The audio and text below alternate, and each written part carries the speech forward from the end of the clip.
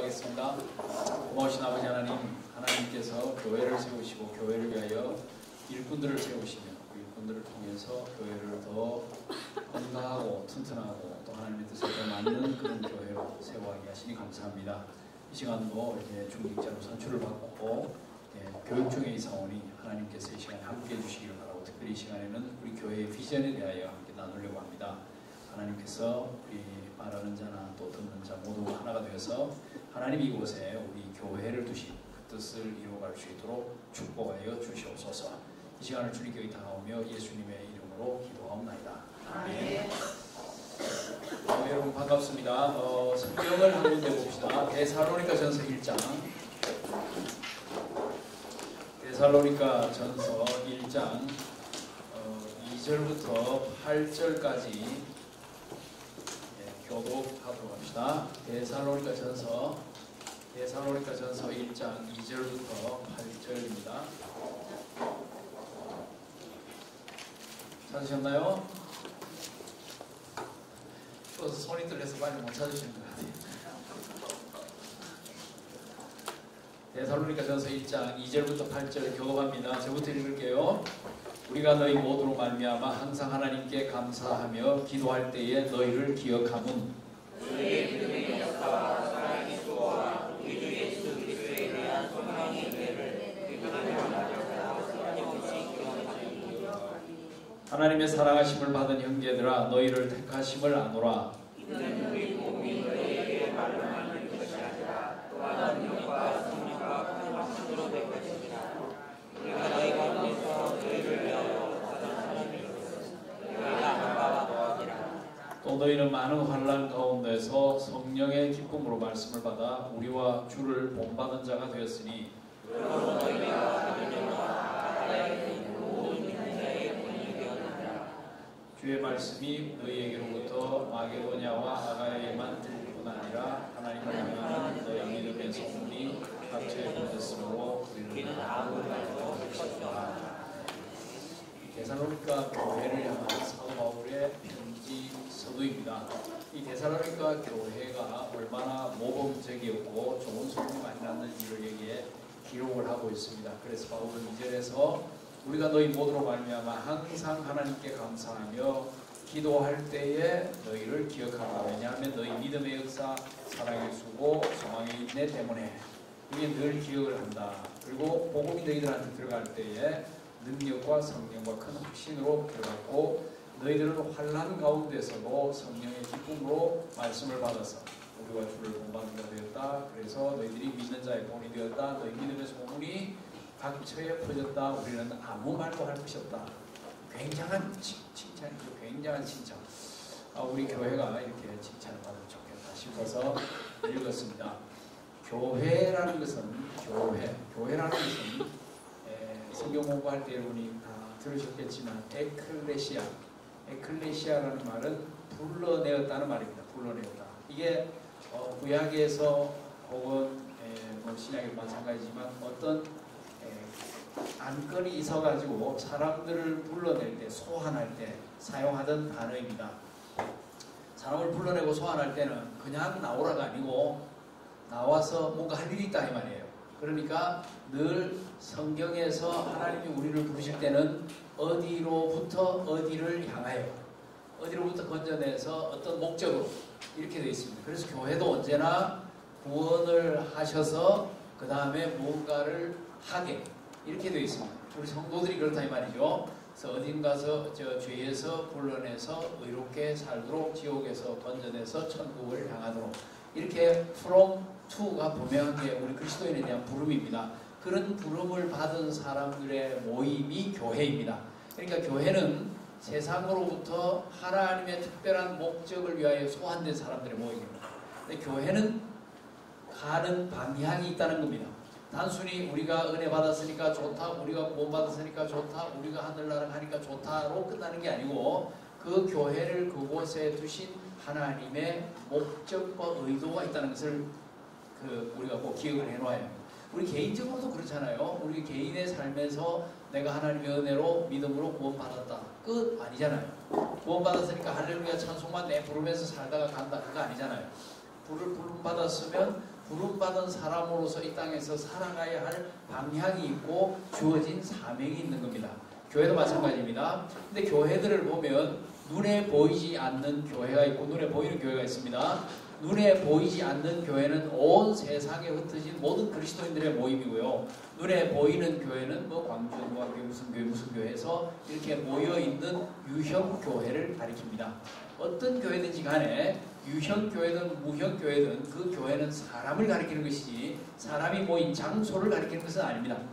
여기 데살로니가 교회라든지 에베소 교회라든지 갈라디아 교회, 이것은 갈라디아나 데살로니가나 뭐 에베소나 로마에 있는 교회들을 가리키는 것이지만 거기에 그 당시에 우리 같은 빌딩이 있었던 것이 아닙니다. 건물이 있었던 것이 아닙니다. 건물이 없어도 그들이 이 가정에서 모이기도 하고 저 가정에서 모이기도 하고 그러한 사람들의 모임을 교회라고 불렀고, 그런 교회들이 갈라디아 지역에 있으면 갈라디아 교회, 에베소 지역에 있으면 에베소 교회, 이런 식으로 불렀다는 겁니다. 그러니까 지금 우리가 생각하고 있는 교회 관념에서 건물을 일단 좀 빼놓아야 됩니다. 건물을 빼놓고 뭐만 남기라? 사람만 남기라. 이 사람이 교회라는 것을 아셔야 됩니다. 부름받은 사람의 모임이 교회고, 개인의 삶도 부름을 받았으면 나가야 할 방향이 있듯이 교회도 부름을 받았으면 나가야 할 방향이 있는 겁니다. 이것을 조금 무게감 있게 표현한다고 하면 그 교회가 그곳에 존재하는 목적과 의미가 있어야 된다는 것을 의미합니다. 자, 보십시오. 시골 교회를 여러분이 가보시면 아시겠지만 시골 교회에 젊은이가 없습니다. 노인들만 계십니다. 젊은 목사가 가서 설교를 해도 못 알아듣습니다. 전에 곡성 연합교회에 뭐 특별한 집회한다고 오라고 그래서 갔어요. 그날 이제 전도를 해서 그 목사님이 열심히 다녀가지고 이제 보통 때 이렇게 자주 방문을 하고 간식도 나눠주고 친구를 많이 닦았어요. 그래가지고 우리 교회에서 뭐 하니까 오세요 하니까 이 앞면에 다 오셨어요. 오셨는데 오신 분이 한 25명 정도, 주로 할머니들, 할아버지 몇 분. 할머니들 오래 사세요. 할머니들, 할아버지 몇 분. 그렇게 다 앉아 계세요. 앉아 계신데 이제 저보고 인사말 하라고 했거든요. 그래서 제가 뭐 한 1, 2분, 2, 3분 인사말 하면 되지 하고 갔는데 갑자기 저보고 설교하라는 거예요. 그래서 아니 이분들 보고 내가 무슨 설교를 해야 되냐 하고 일단 나갔어요. 나가가지고 몇 마디를 하는데 도무지 의사소통이 안 되는 것 같아요. 의사소통이. 이렇게 말을 하면 뭐 말이 가는, 그래서 저분들이 알아듣고 있구나, 이 표가 조금 나잖아요. 뭐 표정에 변화가 일어난다든지. 전혀 안 일어나는 거예요. 와, 정말 힘들더라고요. 정말 힘들었어요. 우리 교회 성도들은 제가 좋아하는 저의 말이 거기가 전혀 씨알이 안 먹히는 겁니다. 그래서 제가 몇 분 했는지 모르겠어요. 막 5분 전으로 하고 찐땀 실컷 흘리고 내려온 적이 있습니다. 자, 그러면 여러분 보십시오. 그러면 그분들은 설교를 못 알아들으니까 설교를 안 해야 됩니까? 아니죠. 그분들이 알아듣는 설교를 해야 되죠. 물론 거기 한 25명 오신 분들은 교회 안 다니는 분들이세요. 그날 교회 이제 처음 나온 거예요. 처음 나와가지고 이제 아까 말씀드렸다시피 평소에 얻어먹은 게 있으니까 안면상에 처음 나오신 거예요. 나온 그분들에게 해보니까 그런 결과가 오더라는 거죠. 그러면 그 교회가 존재하는 목적은 뭐냐? 혹은 의미가 뭐냐? 그 지역에 계신 그 연로한 어른들에게 복음을 전해서 그분들을 구원하고 천국 갈 수 있도록 안내해 주는 거. 그게 그 교회 사명인 거예요. 그 사명을 감당하려고 하면 그 교회 목사님이나 혹은 몇 명 안 되는 성도지만 어떻게 해야 됩니까? 전도를 해야 되죠. 어떻게 전도합니까? 경로당 찾아다녀요. 그렇죠? 문회교실 아세요? 그걸 가르쳐 주는 거. 문회교실 열어야 돼요. 그 다음에 애들 몇 명 안 돼도 어린이집 해야 돼요. 아니면 어린이집에 내가 가야 돼요. 뭐 복지활동 해야 돼요. 우리가 여기서 생각하는 거하고는 전혀 다른 류의 전도활동을 거기서 하는 거예요. 그 다음에 할머니들이 다리가 아파가지고 잘 못 오시잖아요. 그러면 몽고를 몰고 와서 모시고 와야 돼요. 모셔다 드려야 돼요. 우리 교회 오장렬 집사님 동생이 오준희 목사님이라고 있습니다. 뭐 대부분 잘 모르시겠지만 그분이 남원 사랑의 교회라고 아주 오래된 시골 교회를 섬기고 있어요. 근데 위에 이제 유튜브에 CTV인가 해서 고향지킴이 뭐 이런 식으로 해서 교회들을 이렇게, 그래서 그 목사님이 이제 그 교회 활동하는 걸 쭉 봤어요. 그러니까 보니까 이제 교회 수요일 예배를 아예 낮에 드려요. 왜냐하면 밤에 이제 오시기 어려우니까 낮에 예배를 드리니까 그 목사님이 이제 말해도 어려우니까 일단 시청각으로, 그래서 이 프로젝터 준비하고 뭐 선연결하는 걸 그 목사님이 다 하시더라고요. 하고 사모님이 이제 봉고를 몰고 와서 할머니들 쫙 모시고 오세요. 모시고 오셔가지고 그 중에 다리가 이제 아픈 분은 바로 못 올라가니까 이만큼 되는 거 목욕탕에서 깔고 하는 비슷한 그 빨판 있잖아요. 빨판을 탁 대고 밀어가지고 태우시고 또 내려올 때 붙잡아서 내리고 그걸 보면서 저기 이제 발판 하나 달아주면 좋겠다. 발판 있잖아요. 보험부 제 옆에. 그 생각을 제가 했는데 하여튼 그렇게 해가지고 교회 모시고 오고 또 남편 목사님은 그걸 가지고 구호를 외치고 하는데 할머니들이 재밌게 하세요. 저기는 저렇게 해야 되겠구나. 내 식으로 해가지고는 말도 안 통할 텐데 재밌게 하시더라고요. 그래서 이 교회마다 여러분 지금 제가 뭘 얘기를 하느냐면 교회마다 그 교회가 위치한 곳에서 해야 될 사명이 있다는 거죠. 이걸 조금 고상한 아까 말씀드린 용어로 그 교회는 그 장소에서 존재하는 의미가 있어야 되는 거예요. 그렇죠? 그 방식대로 여기서 할 필요가 없잖아요. 근데 여기서 하는 방식으로 거기서 하기도 곤란한 거죠. 그래서 각 교회마다 도시교회, 시골교회, 병원 안에 교회가 있습니다. 그렇죠? 병원 안에 교회, 그 다음에 장애인들을 위한 교회, 그 다음에 외국에 있는 한인교회, 교회가 굉장히 다양합니다. 아프리카 지난번에 가보니까 교회가 여러 개 있는데 건물이 되어서 있는 교회도 있고요. 나무 밑 교회가 있어요. 느티나무같이 큰 나무 그늘에 앉아서 예배를 드리는 거예요. 멋있다. 멋있긴 하지만 본인들에게는 굉장히 어려운 이야기죠. 얼마나 힘들겠어요. 비라도 오고 하면. 우기가 또 있으면 우기가 몇 달 가니까 얼마나 힘들겠어요. 그러니까 이게 건물이 있는 데도 있고 여기도 있고 보면서 하나님께서 이 지상에 다양한 곳에 다양한 방식으로 그의 복음을 전하고 또 하나님 앞에 예배드릴 수 있도록 다양한 교회들을 세우셨구나 이 생각을 했습니다. 그러니 교회들마다 그곳에 존재해야 되는 목적을 제대로 찾아야 되는 거예요. 시골에 갔는데 시골 교회에서 왜 여기는 애가 없느냐, 왜 여기는 젊은 사람이 없느냐, 투덜투덜 이러면 그 교회에 있으면 안 되죠. 그렇죠? 그러니까 그 교회를 위하여 세운 그 교회를 그곳에 두신 하나님의 목적 그것을 찾아야 되고 그걸 해낼 수 있어야 됩니다. 그 다음에 이제 시대별로도 마찬가지입니다. 시대별로도 그 교회가 왜 그 시간에 그곳에 있느냐 그걸 잘 찾아야 되는 거죠. 우리 교회 역사를 이제 70주년 지난해 하면서 여러 번 우리가 공부를 했습니다. 앞에 여러분들이 계셨는데 빼고 8대 이성 목사님, 9대 조재태 목사님, 그 다음 저 가만히 세 분, 두 분 저하고 세 명을 보니까 굉장히 독특하더라고요. 이성 목사님 때 우리 교회가 그야말로 아주 약하던 교회가 급성장했어요.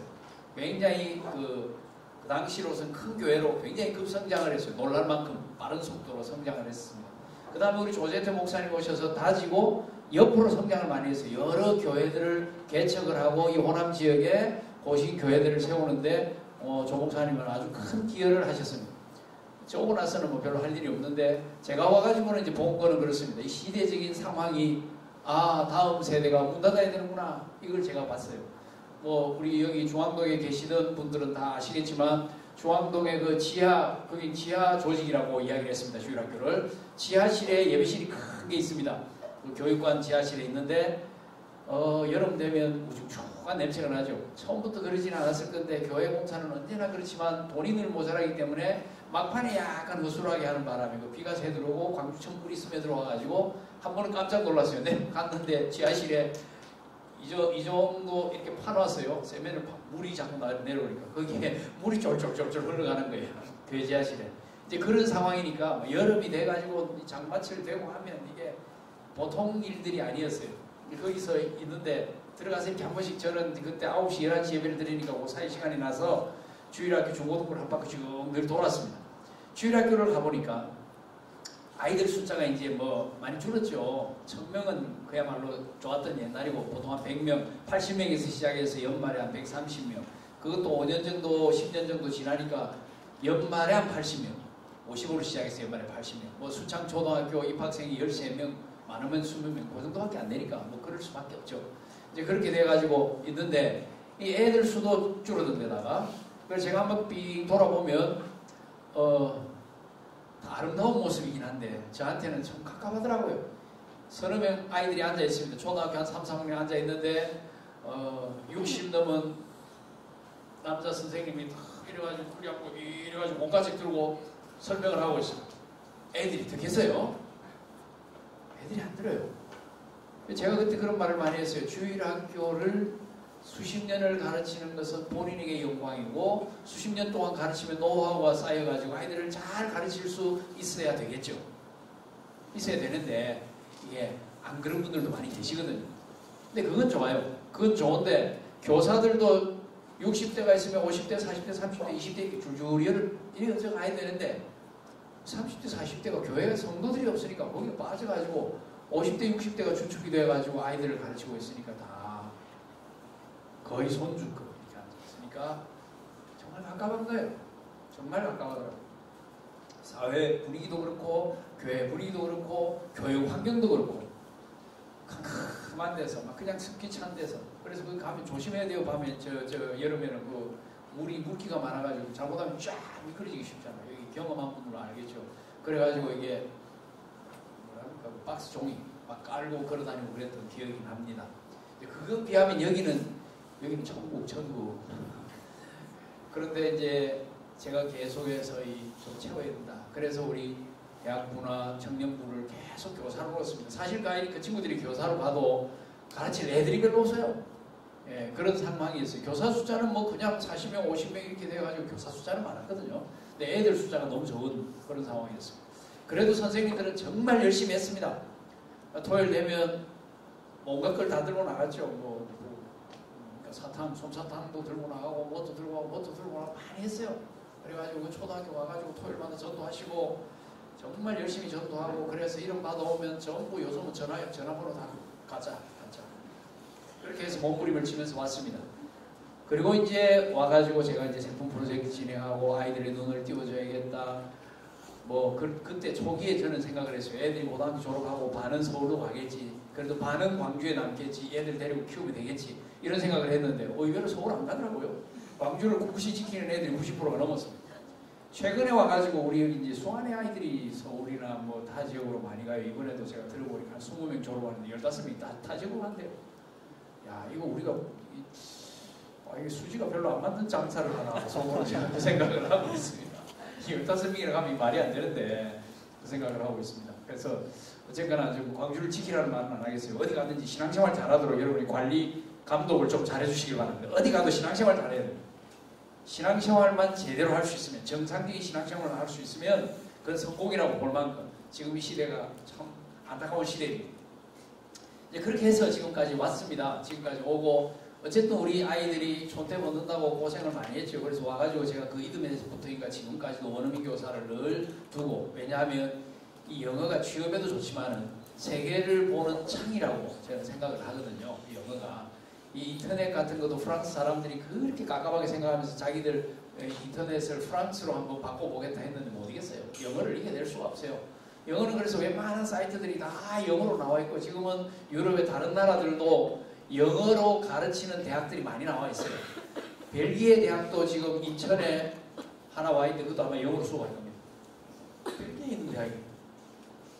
여기서 보면 벨기에 시골이잖아요. 그 조그마한 나라입니다. 우리나라 남한의 3분의 1밖에 안 되는 콩알만한 나라고 인구도 뭐 1000만 약간 더 되는데 아니 거기 대학이 인천 뭡니까 그 신도시 있잖아요.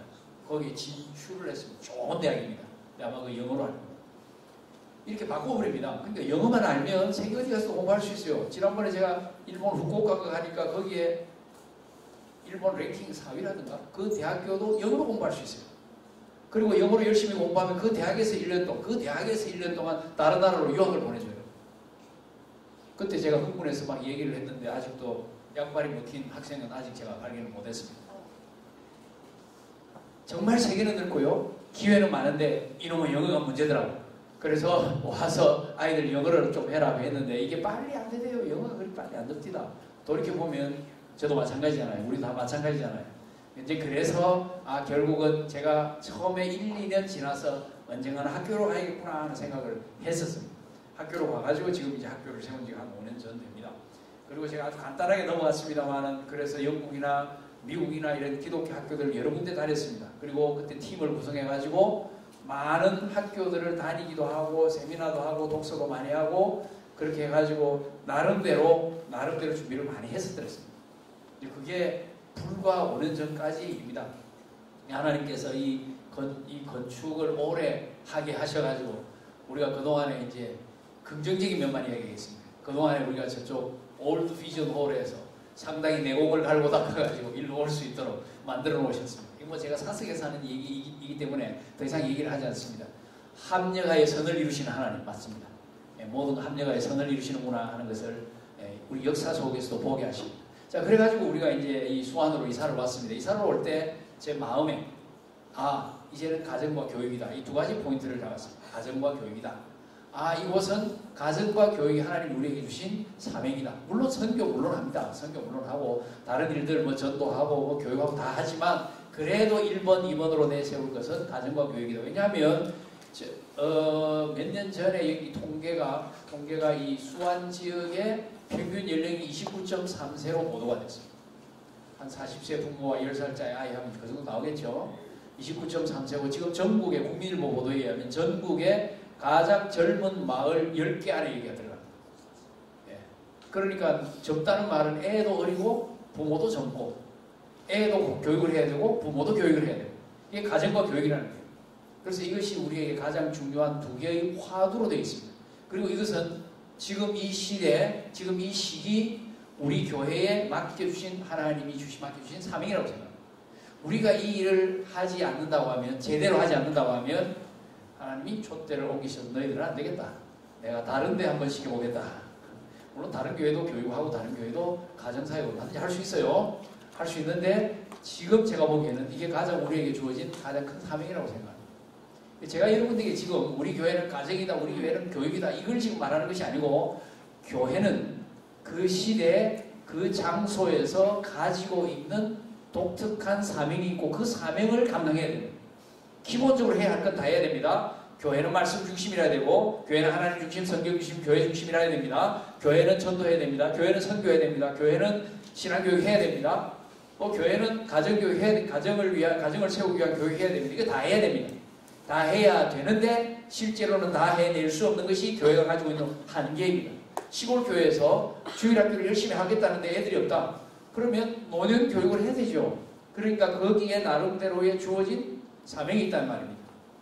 그런데 똑같은 시골 교회이지만 거기에서 하나님이 우리에게 주신 사명은 이 동네 시골에 있는 모든 아이들에게 말씀을 가르치는 것이다.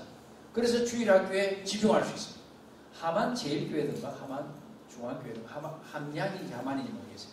거기 주일학교가 10명인가 몇 명으로 시작해가지고 5년 만에 1000명이 됩니다. 시골. 제가 엊그저께인가 국민일보 기사에서 봤어요. 이게 가능하네요. 이게 가능하답니다. 가능해요. 근데 그 교회는 그러니까 목사님이 거기 딱 부임하자마자 우리는 갈 데가 없다. 아이들을 키우겠다.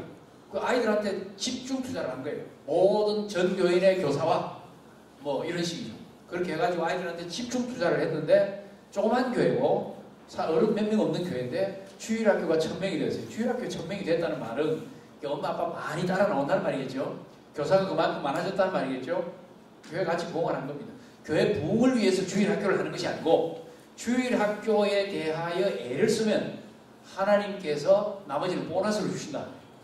서울의 꽃동산 교회라고 유명한 교회 아시죠?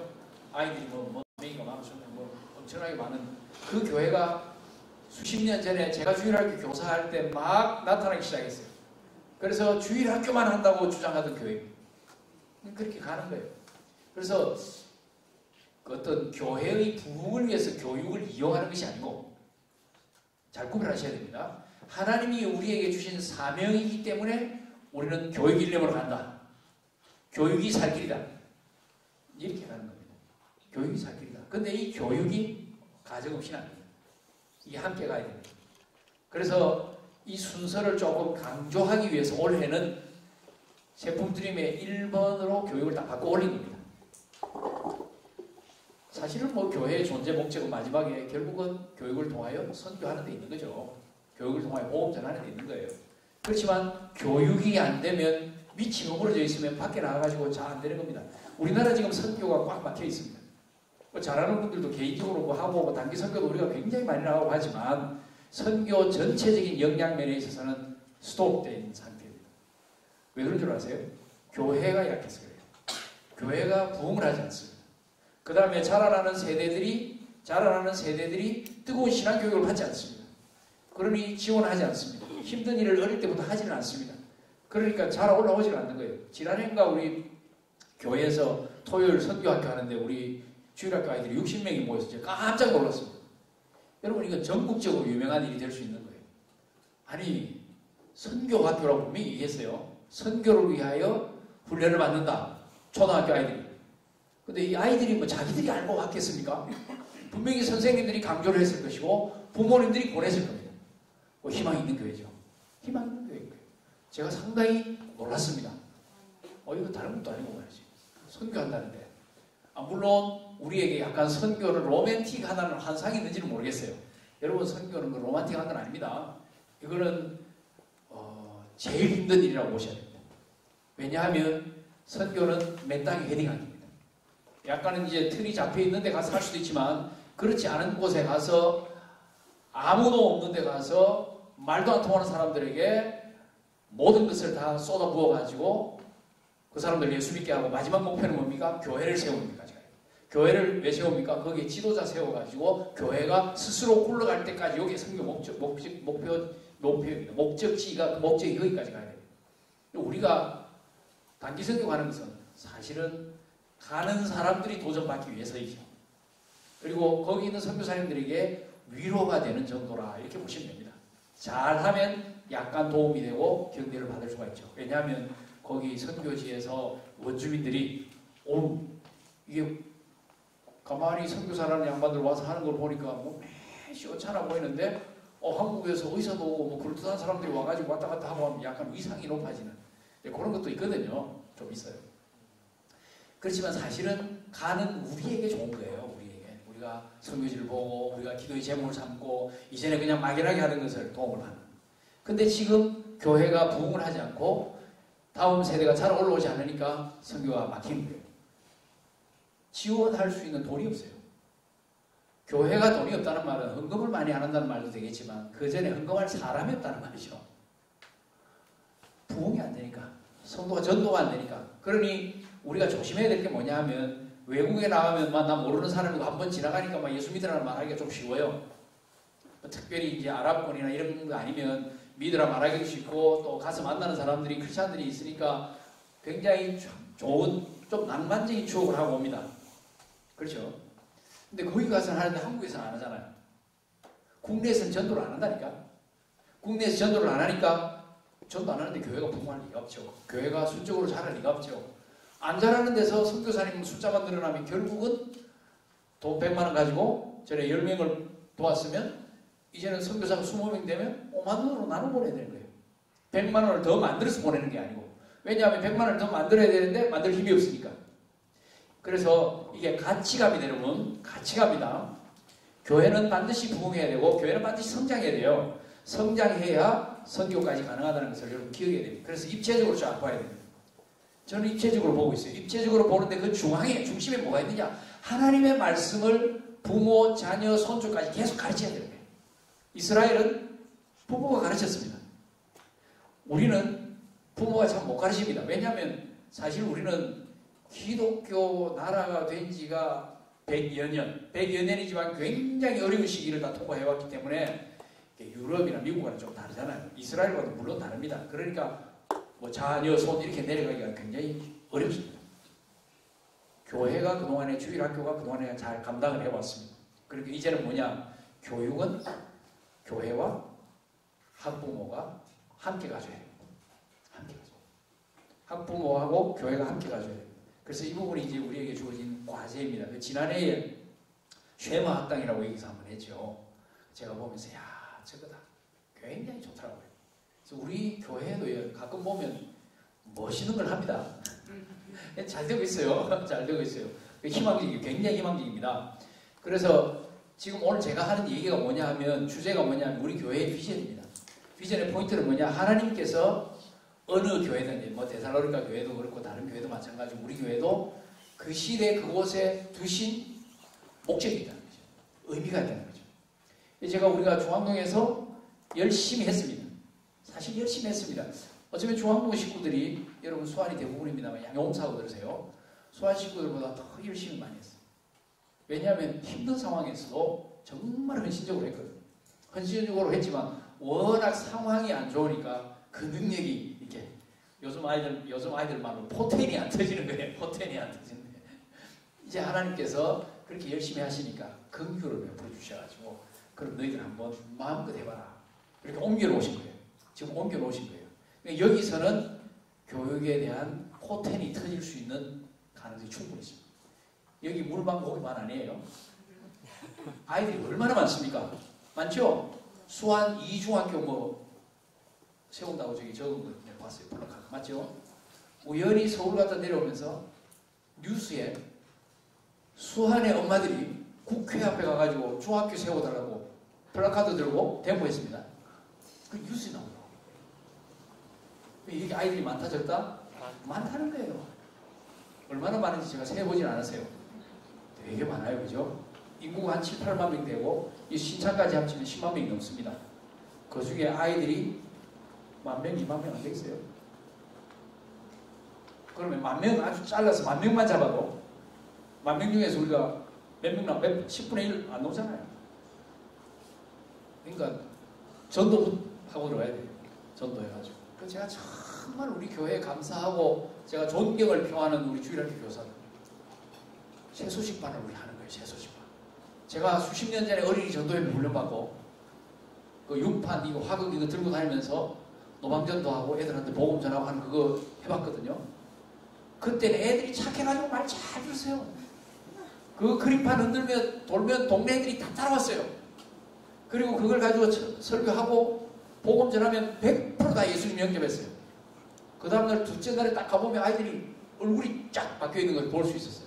정말 행복했어요. 요새는 그거보다 재밌는 게 뭐 수두룩한데 이게 스마트폰 있지, 뭐 게임기 있지, 텔레비 있지, 비디오를 요즘 안 보나요? 그 다음에 뭐 또 있죠. 인터넷 있죠. 이게 뭐 그림 들고 가면 보지도 않잖아요. 아, 이런데 새 소식만 다 하니까요. 이게 제가 마음이 찡하더라고요. 옛날에 향수가 확 올라올 거예요. 와, 저때 좋았지 하면서. 근데 지금은 제가 그때 하던 때로부터 지금 40년 이상 지났어요. 40년 이상. 근데 역사가 일어나요. 그런 역사가 우리 교회 선생님들을 통해서 일어나니까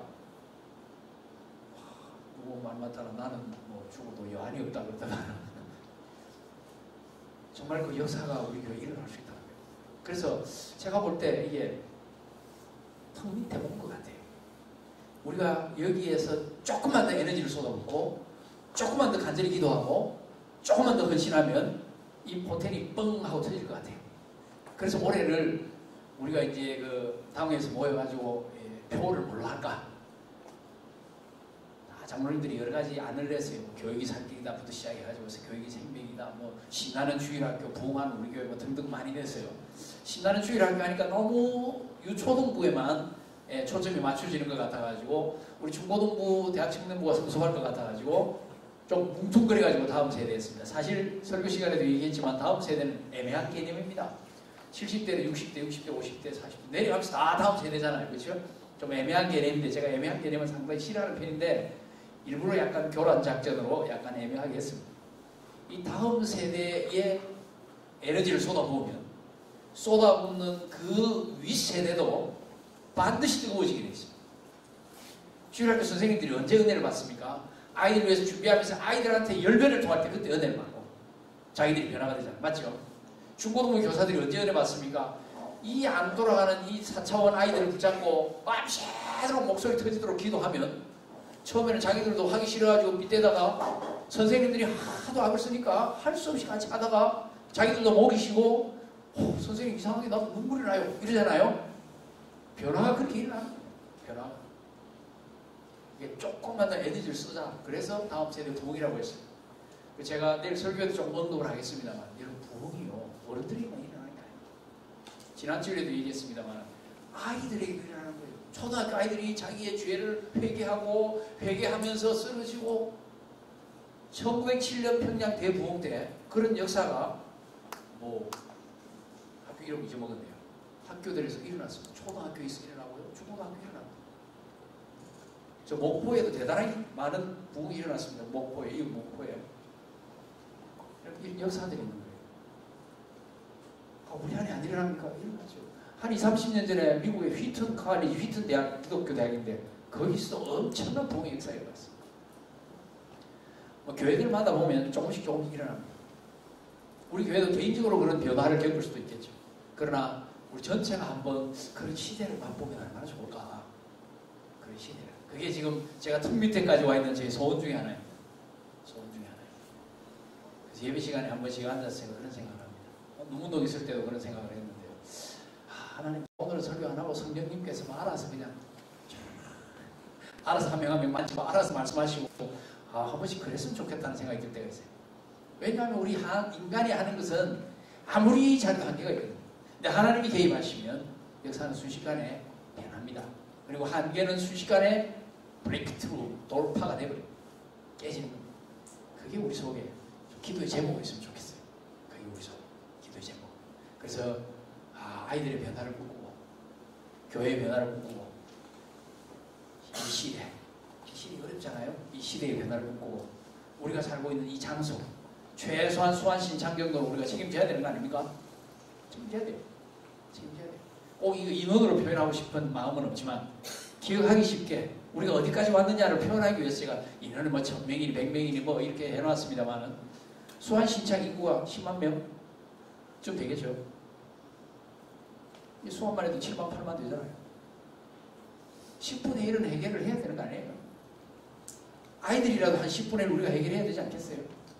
그래 아이들이라도 한 10분의 1 정말 하나님의 사람으로 키워내는 게 이게 우리에게 주어진 사명 아닐까요? 여러분도 한번 붙잡고 기도해 보시기 바랍니다. 기도해 보시기 바랍니다. 저는 이거 숫자로 환산하는 이게 조금 기능이 약간 떨어지기 때문에 늘 좀 애매하게 얘기를 합니다만 저 애매함을 깨뜨리기 위해서 세품 드리면 1000명, 주일학교 1000명 이런 식으로 좀 표시를 해놨습니다만 그건 조수로 표시하니까 좋은 점은 있어요. 우리가 지금 어디까지 왔구나. 우리가 어디까지 왔구나. 이런 표시는 좀 좋은 점은 있긴 합니다. 제가 여러분들에게 정말 간절히 바라는 것은 이러한 어떤 그 소원에 대한 공유.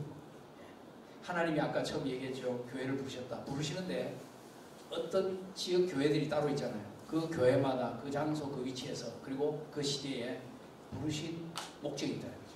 이성 목사님 때에 조세태 목사님 때에 그리고 전원호 목사 때에 하나님께서 우리 교회를 향한 어떤 부르심에 특화된 사명이 있다. 특화된 사명. 옛날이나 지금이나 다 주일학교 열심히 해야 되고 다 전도 열심히 해야 되고 다 선교 열심히 해야 되지만 특화된 바로 그 부분. 지나간 몇 년 동안에 약화되어 있었던 우리 교회 선교를 상당히 강화시켰습니다. 선교 부분은 상당히 근데 후원이 강화된 건 아닙니다. 후원은 그닥 강화되지 않았어요. 성도들이 선교에 대해서 굉장히 좀 친숙해진 그 부분은 변화가 확실히 일어났습니다. 그 다음에 애들도 외국 나가는 것이 아주 쉽습니다. 아마 연 인원이 아이들이 나간 연 인원이 거의 1000명 가까이 되기 쉽습니다. 지난 10여 년 동안에 제가 한 5년 지나서부터는 카운트를 제가 거의 안 해서 모르겠는데요. 5년 만에 한 600여 명 됐으니까 상당히 많이 나간 거죠. 돈도 아마 20억 이상은 들어가지 싶어요. 총액으로 치면. 이런 것은 그냥 우리가 얼마만큼 했구나 하는 것을 추억하는 데 도움이 되는 거지. 이제 미래로 향해서 나갈 때는 우리 안에 뜨거움이 없으면 안 되거든요. 정확하게 깨닫고 뜨거움을 가지고 그러면 하나님 앞에 엎드리고 하나님 도와주실 것을 기대하고 이렇게 해야 되지 않을까. 그리고 이 일에 우리가 한 마음이 되어가지고 한 걸음 한 걸음 나가야 되지 않을까. 그렇게 생각을 합니다. 그래서 지금 딱 잘라가지고 시간으로 자르고 공간으로 잘라서 수완여기에서 광주홍광교회의 특별한 사명과 비전은 어디에 있을까? 다음 세대에 있다. 이 다음 세대는 우리만을 위해서 있는 것이 아니고 우리 교회 안에서 자라는 다음 세대가 부흥함으로써 부흥은 단순히 수적인 것만 말하는 것이 아닙니다. 그 심령의 변화의 역사가 일어남으로써 우리의 부흥이 이웃에게까지 터져나갈 수 있다. 이 불이 주위로 번져나갈 수 있다고 하면 흔히 말하는 요한의 불빛처럼 번져나갈 수가 있다고 하면 우리의 존재의 의미는 분명히 있는 것 아닐까. 우리 교회뿐만 아니라 우리 주위의 많은 교회들까지도 영향을 그렇게 미칠 수 있다고 하면 우리는 분명히 존재의 의미를 제대로 이루면서 산 것 아닌가. 그리고 여러분이 그 일에 수임받는다고 하면 참 행운 아들 아니실까 이렇게 생각합니다. 대략 설명을 드렸습니다. 혹시 제가 한 강의 내용 가운데 질문 있으면 질문 받겠습니다. 교회에 대한 질문 있어도 질문하시기 바라고요. 어떤 것이든 질문해 주십시오.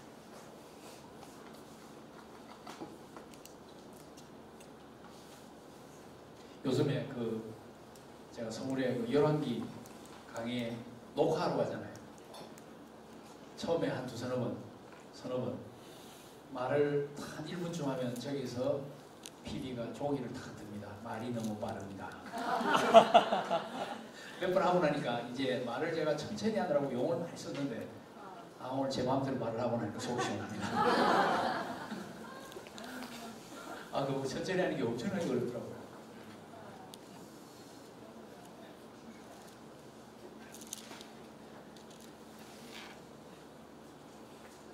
기도할까요? 하나님 아버지 고맙습니다. 정말 고맙습니다.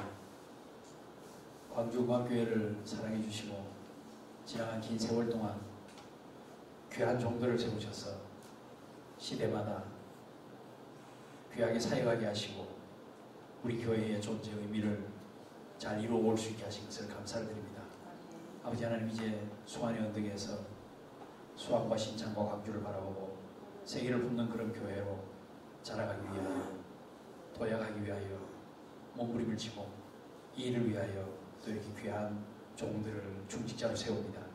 하나님, 이분들 한 분 한 분 머리 위에 두 손들어 축복하시고 이 교회의 미래를 가슴에 품고 기도하게 하시고 특별히 다음 세대를 하나님의 세대로, 부흥하는 세대로 변화시키는데 쓰임받게 하여 주시옵소서. 이를 위해 기도하고 이를 위하여 뜨거운 가슴으로 헌신할 수 있는 종들이 되도록 축복하여 주옵소서.